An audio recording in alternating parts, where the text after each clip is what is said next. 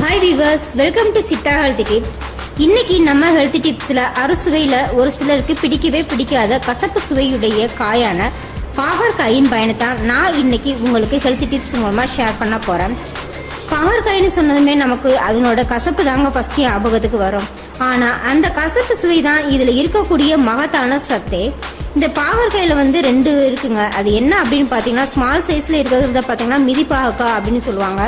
பெருசாக இருக்கிறத வந்து கொம்பு பாகக்காய் அப்படின்னு சொல்லுவாங்க. இந்த பாகற்காயில் வந்து பார்த்திங்கன்னா இருக்கக்கூடிய அந்த மருத்துவ குணம் அதனுடைய இலையில் கூட நிறையவே இருக்குது. இந்த பாகற்காய் கசப்பாக இருந்தாலும் நம்ம உடலுக்கு வந்து தேவையான சத்துக்களை அள்ளித்தரதுல இதுக்கு ஈடு இணை எதுவுமே கிடையாதுங்க. பாகற்காயில் இருக்கக்கூடிய சத்துக்கள் அப்படின்னு பார்த்தீங்கன்னா vitamin A, vitamin B, vitamin C, beta carotene, potassium, magnesium, இன்னும் கூடுதலான சத்துக்கள் நிறையவே இருக்குது. பாகற்காயில் இருக்கக்கூடிய இந்த பீட்டா கரோட்டின், விட்டமின் ஏ நிறைய இருக்கிறதுனால கண் சம்பந்தமான நோய்கள் எதுவுமே வராதுங்க. விட்டமின் சி வந்து ஆன்டி ஆக்சிடென்ட்டாக வந்து கண்களுக்கு ஏற்படக்கூடிய அந்த பாதிப்புகளில் இருந்து நம்மளை ரொம்பவே பாதுகாப்பாக வச்சுக்கிறது.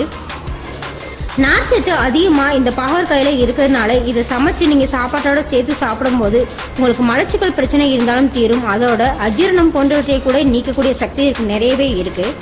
இந்த பாகற்காயில் பார்த்தீங்கன்னா 80% மேலே பார்த்தீங்கன்னா நீர் சத்து இருக்குங்க. இந்த நீர் சத்து பார்த்தீங்கன்னா பசியுணர்வை கட்டுப்பாட்டுக்குள்ளே வைக்கிறதோட நமக்கு பசியும் போக்கவும் செய்யும்.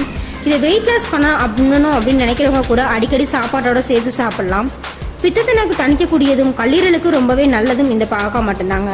இரைப்பை பிரச்சனைக்கு வந்து நல்ல மருந்தாக இந்த பாகற்காய் ஜூஸ் ரொம்பவே உதவியாக இருக்குது. இதில் இருக்கக்கூடிய இந்த கால்சியம் வந்து பார்த்திங்கன்னா பற்கள், எலும்புகள் வளர்ச்சிக்கும், பொட்டாசியம் வந்து தசை வலிமை, நரம்பு மண்டலம் செயல்பாடு, இதயத்துக்கு கூட ரொம்பவே ஆரோக்கியமாக வச்சுக்கிறதுக்கு ரொம்ப உதவியாக இருக்குது. பாகற்காயை வந்து கூட்டாவோ பொரியலாவோ செஞ்சு சாப்பிட்டிங்கன்னா அதில் இருக்கிற கசப்பு வந்து ஓரளவு குறைய ஆரம்பிக்கும். இதை குழந்தைங்களுக்கு கூட நீங்கள் கொடுத்தீங்கன்னா பார்த்தீங்கன்னா அவங்க வயிற்று பகுதியில் இருக்கக்கூடிய அந்த பூச்சிகள், புழுக்களை கூட அழிக்கிறதோட அவங்களுக்கு காய்ச்சல், இருமல் இருந்த மாதிரி தொற்று நோயை கூட சீக்கிரமாகவே குணமாக்கும்.